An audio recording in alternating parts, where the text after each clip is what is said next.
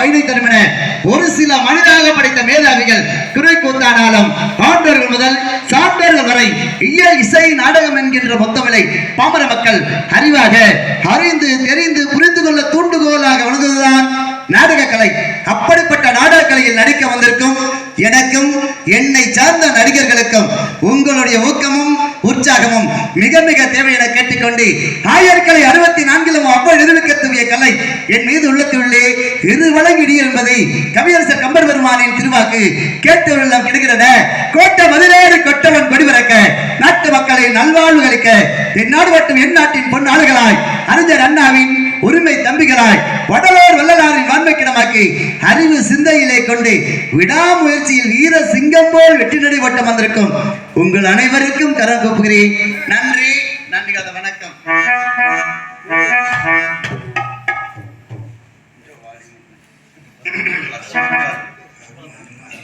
Super super. அகர முதல எழுத்தெல்லாம் அறிய வைத்தாய் தேவி, ஆதி பகவன் முதலிட்டே உணர வைத்தாய் தேவி, இசை நாடக தீபம் ஏற்றி வைத்தாய் நீயே, ஈன்றவன் நெஞ்சல் என்று குளிர வைத்தாய் தாயே. அகர முதல எழுத்தெல்லாம் அறிய வைத்தாய் தேவி, அகர முதல எழுத்தெல்லாம் அறிய வைத்தாய் தேவி, ஆதி பகவன் முதலென்று உணர வைத்தாய் தேவி, அகர முதல எழுத்தெல்லாம் அறிய வைத்தாய் தேவி, ஆதி பகவன் முதலென்று உணர வைத்தாய் தேவி, அகர முதல எழுத்தெல்லாம் அறிய வைத்தாய் தேவி.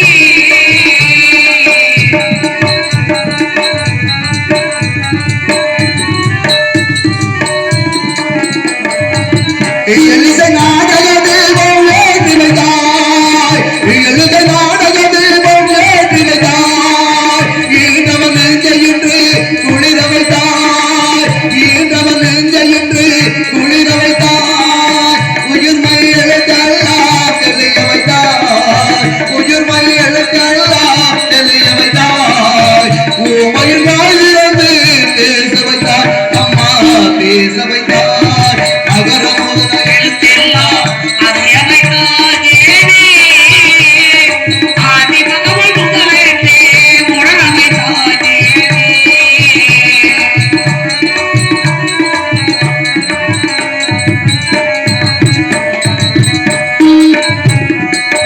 என்னும் எழுத்தென்னும் கண்டிருந்தாய், என்னும் எழுத்தென்னும் கண்டிருந்தாய், ஏற்றதரோ புலமை ஆடனாய், ஏற்றதரோ புலமை ஆடனாய், ஐயம் நெளிய வைத்து அறிவு தந்தாய், மொழி தந்தி மொழி தந்தி குரலாண்டாய், மொழி தந்தி மொழி தந்தி குரலாண்டாய், மொழி தந்தி மொழி தந்தி குரலாண்டாய், ஓங்கார இதயத்தை உயர வைத்தாய் தேவி.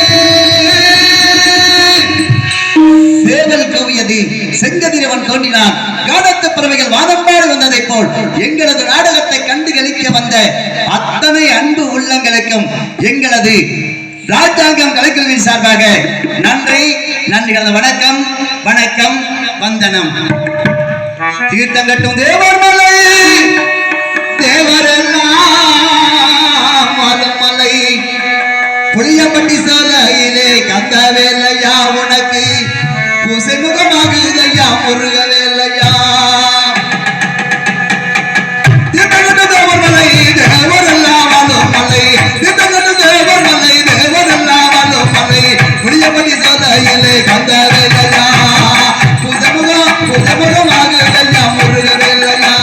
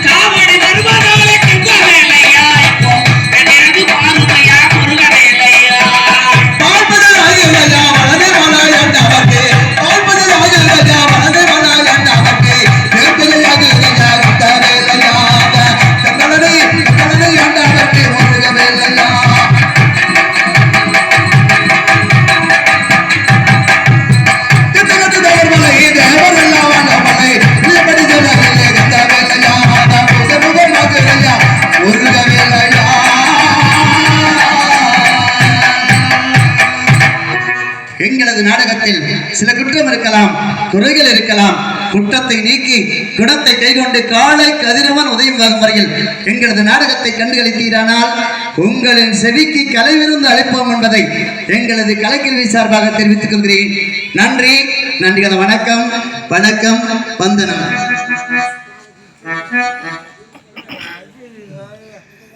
பரமசிவன் களத்தில் இருந்து பாம்பு கேட்டது, கருடா சவிக்கமா, யாரும் இருக்கும் இடத்தில் இருந்து கொண்டால் எல்லாம் தவிக்கவே.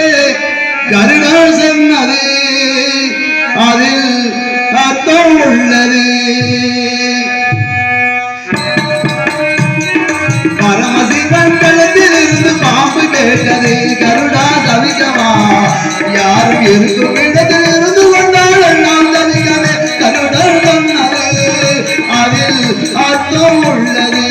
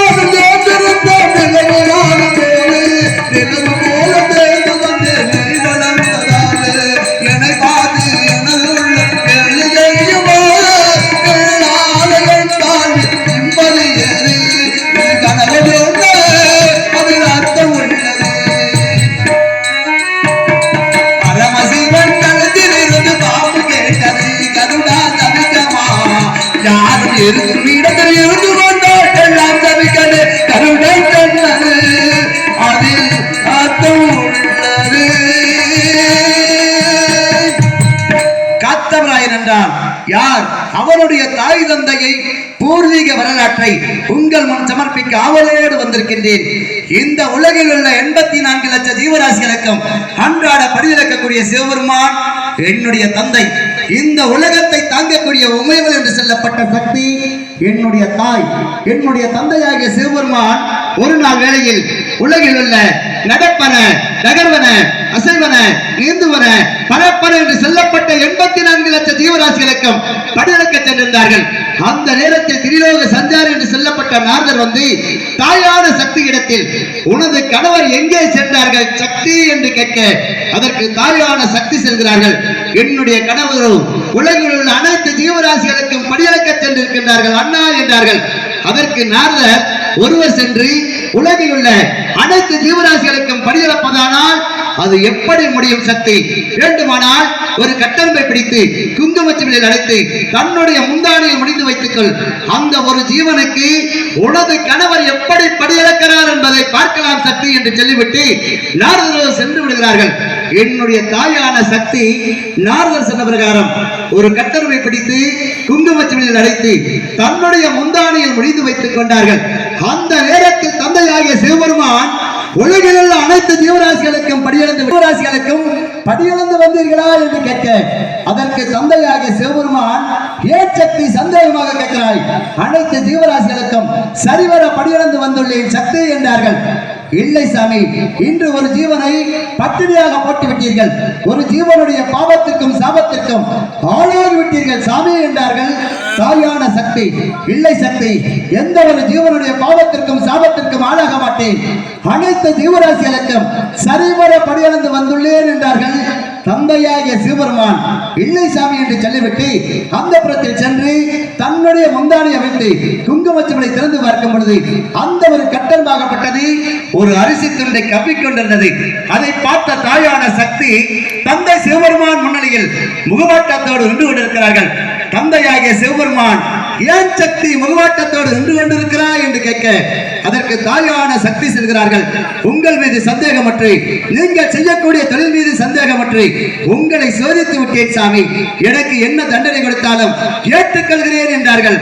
என் மீது சந்தேகமற்று, நான் செய்யக்கூடிய தொழில் மீது சந்தேகமற்று என்னை சோதித்த நீ இந்த விண்ணுலகம் விட்டு மண்ணுலகம் சென்று காசிக்கு செல்லும் வழியில் காடு வெட்டி செடிவதற்கு காஞ்சிபுரம் உண்டு செய்ய வேண்டும் சக்தி என்றார்கள். தந்தையாகிய சிவபெருமான் என்னுடைய தாயான சக்தி ஆகட்டும் சாமி என்று ஒப்புக்கொண்டு தாயான சக்தியும் தந்தையாகிய சிவபெருமானும் விண்ணுலகம் விட்டு மண்ணுலகம் வந்து காசிக்கு செல்லும் வழியில் காடு வெட்டி செறிவதற்கு காஞ்சிபுரத்தை உண்டு செய்கிறார்கள். அந்த நேரத்தில் தாயான சக்தி கேட்கின்றார்கள், சாமி இந்த நந்தவனத்திற்கு யாரை காவலாக வைப்போம் என்றார்கள். தந்தையாகிய சிவபெருமான் முதல்வனாகிய கணபதியை காவலாக வைப்போம் சக்தி என்றார்கள். வேண்டாம் சாமி, அன்னவனோ தாயை போல் தாழ வேண்டும் என்று குளத்தங்கரையிலே கொண்டிருக்கின்றான். அன்னவன் வந்து இந்த நந்தவனத்திற்கு காவல் புரிய மாட்டான் என்றார்கள். அப்படியானால் இளையவனாகிய வேலவனை காவலாக வைப்போம் சக்தி என்றார்கள். தந்தையாகிய சிவபெருமான் அதற்கு தாயான சக்தி செல்கிறார்கள். அண்டருனால் கொண்டிருக்கும் இடமெல்லாம் குமரன் இருக்கக்கூடிய இடமாகட்டும் என்று ஒரு சாபத்தை கொடுத்தீர்கள். அந்த குமரன் வந்து இந்த நந்தவனத்திற்கு காவல் புரிய வந்துவிட்டால் குன்றுதோறும் கொண்டாடி வரும் பக்தர்களின் சாபத்திற்கும் பாவத்திற்கும் ஆளாகி விடுவீர்கள். வேண்டாம் சாமி என்று மறுக்கின்றார்கள். தூண்டாமணி விளக்காக இருந்தாலும் தூண்டுகோல் என்று வேண்டும் என்பதை சக்தி நிரூபித்து விட்டால் என்பதற்காக தன்னுடைய அறிவு உள்ளத்தால் சிந்தித்த வண்ணம் நெற்றி வேர்வையை வலித்து நிலத்தில் எறிய நான் ஒரு ஆண் குழந்தையாக தோன்றி இருவரின் கால்களை பற்றி எனக்கு என்ன வேலை தருகிறீர்கள் தந்தையே என்று அதற்கு தந்தையாகிய சிவபெருமான் இந்த வனத்திலே பிறந்து இந்த வனத்தை நீ காத்து வர வேண்டும், அதனால் உனக்கு காத்தவராயன் என்று பெயர் செல்கின்றோம் மகனே.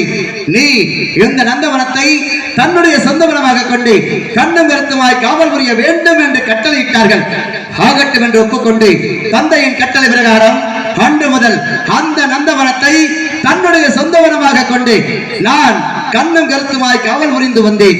அந்த மாலையில் பார்த்தால் என்னுடைய நந்தவனத்தில் அநேக மலர்கள் பூத்து குலுங்கிய வண்ணம் காணப்படும். அதிகாலையில் பார்த்தால் பூத்த மலர்கள் எல்லாம் காணாமல் போய்விடும். இரவு நேரத்தில் யாரோ அந்த மலர்களை பறித்து செல்கிறார்கள். இதை காண வேண்டும் என்பதற்காக ஒரு நாள் வேளையில் இரவு நேரத்தில் புளிய மரத்திலே ஏறி பார்த்துக் கொண்டிருக்கிறேன். அந்த நேரத்தில் தேவலோக கன்னிமார்கள் 7 பெண்களும் பூலோகம் வந்து என்னுடைய நந்தவனத்தில் மலர்களை எல்லாம் பறித்து கம்பா நதி கரையிலே வைத்துவிட்டு அந்த குளத்திலே இறங்கி நீராடி கொண்டிருந்தார்கள். அந்த நேரத்தில் நான் மரத்தை விட்டு இறங்கி வந்து 7 கன்னியன் எளிய கன்னியானவள் துயிலாடு எடுத்து ஒளிய வைத்துவிட்டு மீண்டும் மரத்தில் ஏறி பார்த்துக் கொண்டிருக்கிறேன். 7 கன்னிமார்களும் நீராடு விட்டு கரையேறி வருகிறார்கள். 6 கன்னிமார்கள் அவரவர் ஆடையை அணிந்து கொண்டார்கள்.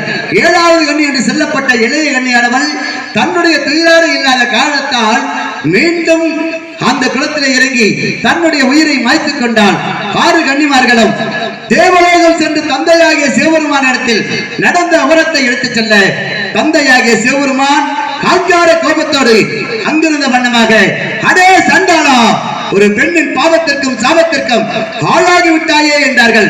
ஏன் தந்தையே, என்னுடைய நந்தவனத்தில் மலர்களை தேடியது குற்றம் அல்லவா? நான் அண்ணனுடைய திருநாளையை தேடியது குற்றமாகி விடுமா என்று எதிர்த்து வாதாடினேன். அப்பொழுது என்னுடைய தந்தையாகிய சிவபெருமான் நெட்டிக்கண்ணை திறந்து மறைய பறைய பிடியனார் என்று சாபத்தை கொடுத்தார்கள். அந்த நேரத்தில் தாயான சக்தி வேகும் சுடரில் சாகாவரத்தை கொடுத்தேன் மகரே என்று அந்த சாபத்திலிருந்து என்னை காப்பாற்றினார்கள். நான் கொடுத்த சாபத்திலிருந்து சக்தி இன்னவளை காப்பாற்றி விட்டாள் என்பதற்காக தாய் மீது கோபித்துக் கொண்டு சென்று கொண்டிருக்கிறார்கள். என்னுடைய தாயான சக்தி கேட்கின்றார்கள், இன்னவருக்கு தாங்கள் கொடுத்த சாபம் எப்பொழுது தீரும் சாமி என்றார்கள். அன்னவருக்கு நான் கொடுத்த சாபம் கலமரத்திலே காய்ந்து உணர்ந்து சாவான், அப்பொழுது தீரும் சக்தி என்று சொல்லிவிட்டு தந்தையோடு சென்று கொண்டிருக்கிறார்கள். தாயான சக்தி, உன்னால் தான் உனக்கு இந்த சாபம் நேர்ந்தது மகனே, நீ 7 விருப்புகள் பிறந்து மீண்டும் என்னை வந்து அடைவாய் என்று சொல்லிவிட்டு தந்தையின் பின்பதாக சென்று கொண்டிருக்கிறார்கள். தந்தையாகிய சிவபெருமான் திரும்பி பார்த்துவிட்டு தாயும் பிள்ளையும் தனித்தனியாக வாழ்வது மாபெரும் குற்றமாகிவிடும் என்பதற்காக தாயான சக்தியை காமாட்சி என்று பெயர் வைத்து காஞ்சிபுரம் கம்பாநதி கரையில் ஆல மரத்தடியில் தவம் செய்யும்படி சொல்லிவிட்டு தந்தை மட்டும் விண்ணுலகம் சென்று விடுகிறார்கள். தாயான சக்தி காமாட்சி என்று பெயர் வைத்து காஞ்சிபுரம் கம்பாநதி கரையிலே தவம் செய்து கொண்டிருக்கிறார்கள். நான் என்னுடைய அன்னையை போய் காண வேண்டுமானால் 7 பிறப்புகள் பிறந்தல்லவா காண முடியும். அதனால் முதலாவது யானையின் வெற்றில் பிறந்தேன், 2வது சிங்கத்தின் வெற்றில் பிறந்தேன், 3வது யானையின் வெற்றில் பிறந்தேன், 4வது நாக சர்ப்பத்தின் வெற்றில் பிறந்தேன், 5வது மான் வெற்றில் பிறந்தேன், 6வது கிளி வயிற்றில் பிறந்தேன், 7வது சிகப்புடையான் வீட்டிலே செல்ல குழந்தையாக பிறந்து வளர்ந்து அன்னையை போய் தரிசிக்க என்னை ஏறத்தை பார்க்கவில்லை.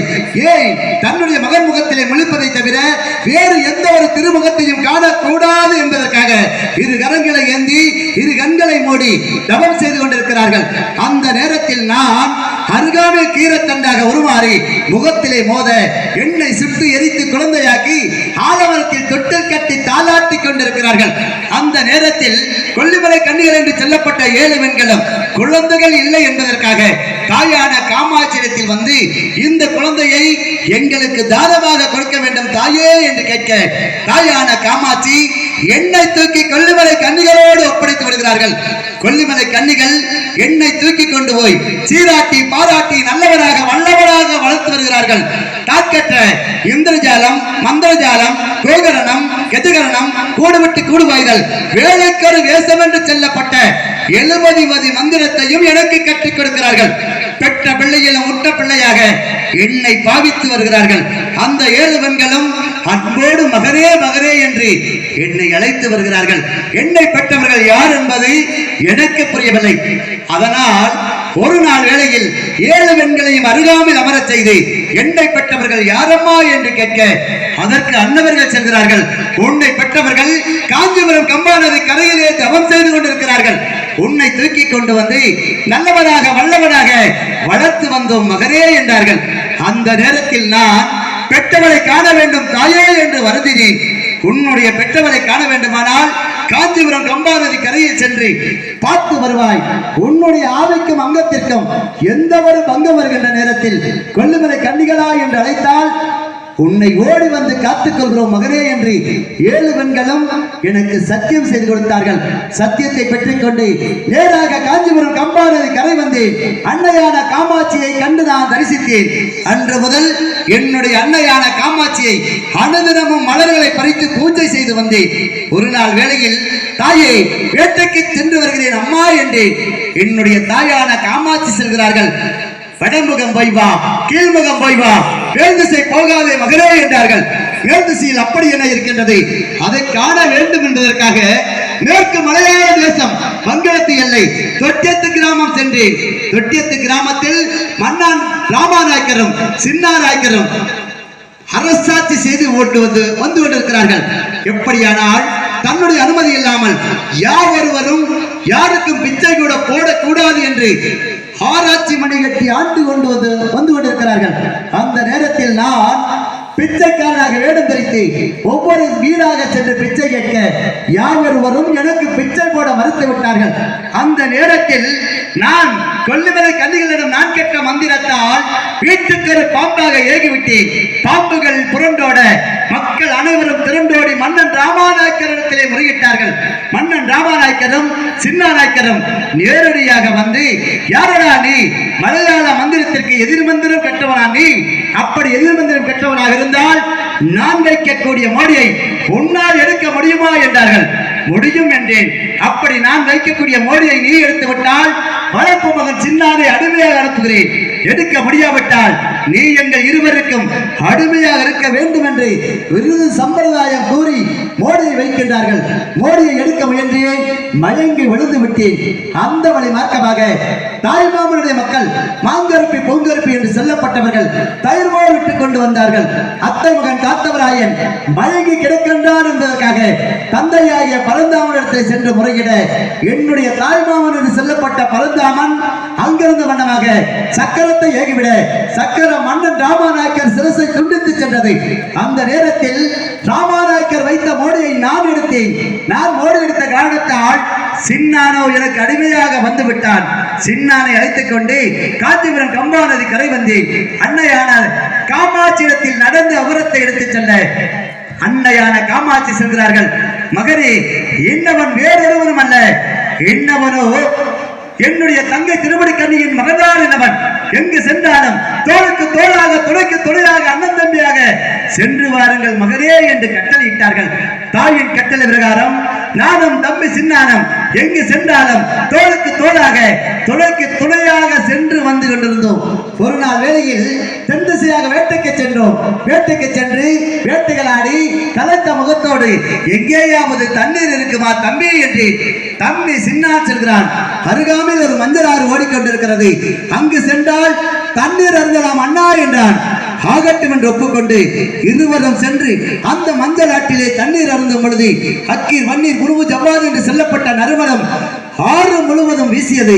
தம்பி சின்னான், இந்த ஆற்றிலே இவ்வளவு வாசனை வீச காரணம் என்ன? இந்த தண்ணீர் எங்கிருந்து வருகிறது என்று தம்பி சின்னான் அஞ்சலமை போட்டி பார்த்து விட்டு புத்தூர் அகரகரம் புதுச்சேரி நல்பட்டியில் ஆரியப்ப ராஜனுடைய மகள் நீராடக்கூடிய நீர் இந்த ஆற்றிலே கலக்கின்ற காரணத்தால் ஆறு முழுவதும் வாசனையாக வீசுகிறது அண்ணா என்றான். என்ன ஆச்சரியம்! ஒரு பெண்பால் நீராடக்கூடிய நீர் ஆற்றிலே கலந்தவுடன் ஆறு முழுவதும் வாசனையாக வீசுகிறது என்றால் இந்த பெண்ணானவள் எப்படிப்பட்டவளாக இருக்க வேண்டும்? அந்த பெண்ணை நான் நேரிலே காண வேண்டும் தம்பி என்று தம்பி சின்னான் சொல்கிறான். அந்த பெண்ணை காண வேண்டுமானால் மனித உருவத்தில் சென்றால் காண முடியாது, மாரவதாரத்தில் சென்று பெண்ணை பார்த்து வாருங்கள் அண்ணா என்றான். அந்த நேரத்தில் நான் கெண்டை வீணாக உருமாறி தண்ணீரில் சென்று கொண்டிருந்தேன். அந்த கோட்டையிலே வாழக்கூடிய 1000 பெண் கண்டைகள் என்னை வழிமறித்திருந்தது. நான் கொல்லிமலை 1000 கனக பூதங்களை பிரமித்து 1000 ஆண் கண்டைகளாக மாறும்படி செய்து ஆண் கண்டைகளும் பெண் கண்டைகளும் இணையும்படி செய்துவிட்டு நான் மட்டும் உள்ளே சென்று பார்க்கிறேன்.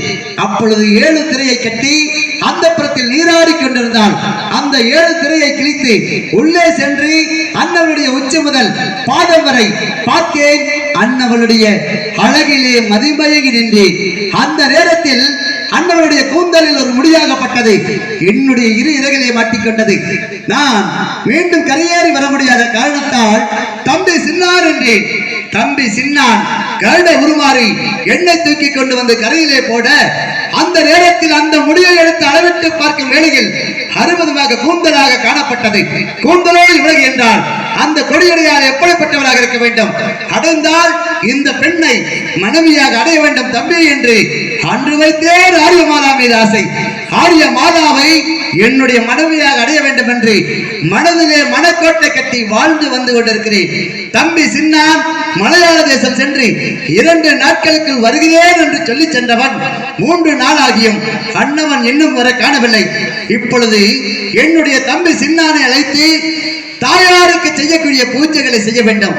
தாயாரிடத்தில் அந்த ஆரிய மாலாவை மணமுடிப்பதற்கு நாம் வரத்தை பெற வேண்டும். இப்பொழுது தம்பி சின்னானை இதோ அழைத்து வருகிறேன்.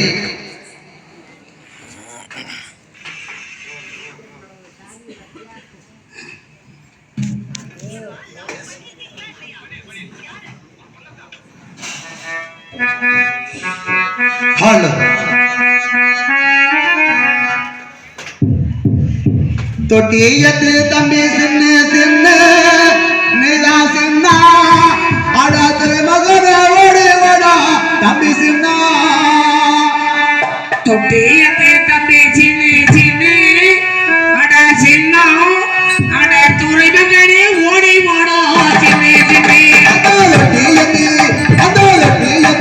சின்ன சின்ன நிலா சின்ன அடாத்திர மகன ஓடி வாடா தம்பி சின்ன தொட்டியத்து தம்பி சின்ன சின்ன அட சின்ன அட துறை மகனே ஓடி வாடா தம்பி தம்பி காலத்து காலத்து தம்பி சின்ன சின்ன நிலா சின்ன அடாவடி வளர ஓடி வாடா தம்பி சின்ன காலத்தை தம்பி சின்ன சின்ன தம்பி சின்ன தம்பி மகனே ஓடி வாடா தம்பி தம்பி மாலத்தில் விருந்தவனால் என்ன நிலானன்னா அடாகட்டலக ஓடி வாடா தம்பி சின்ன பழத்தில் பிறந்தவனா சின்ன தம்பி சின்ன நீனா கட்டலமா ஓடி வாடா தம்பி தம்பி மலையாளா தசாவத்தில் என்ன நிலானன்னா அடாமந்தவன ஓடி வாடா தம்பி சின்ன மலையாள தேசத்தை தம்பி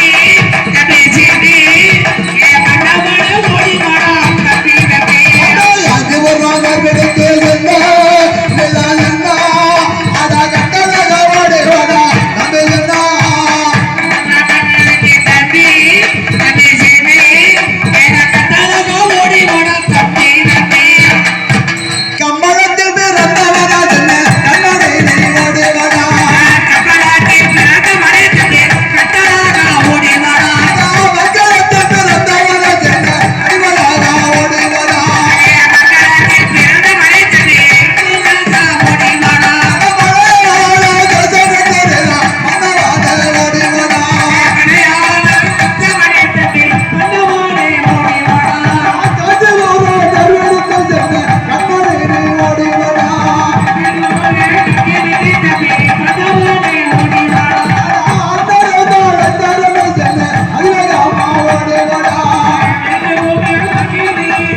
மன்னவனே ஓடி வாடா மலையாள தேசப்பட்டு மன்னவன ஓடி வாடா மலையாளத்தை தவிர்த்து மன்னவனே ஓடி வாடா தம்பி தம்பி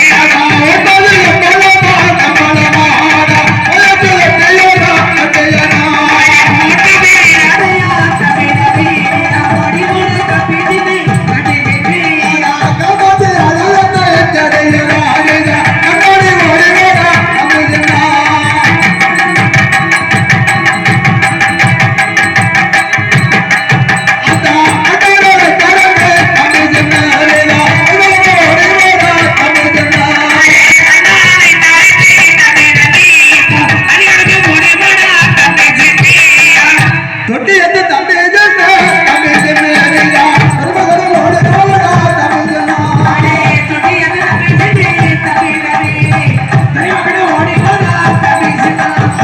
மகன் தம்பி ஜென்ன தம்பி ஜென்ன அரியா மருமகன் ஓடி போடா தம்பி ஜென்ன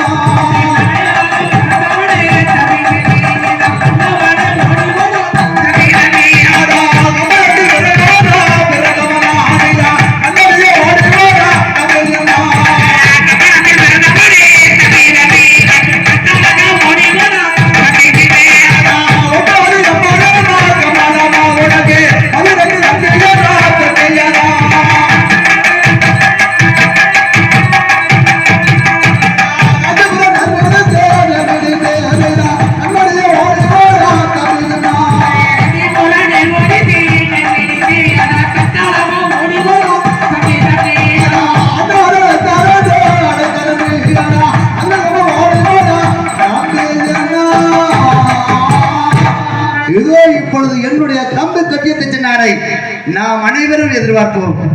ஒரு நாடகத்துக்கு மைசெட் தான் உயிர். ஆனா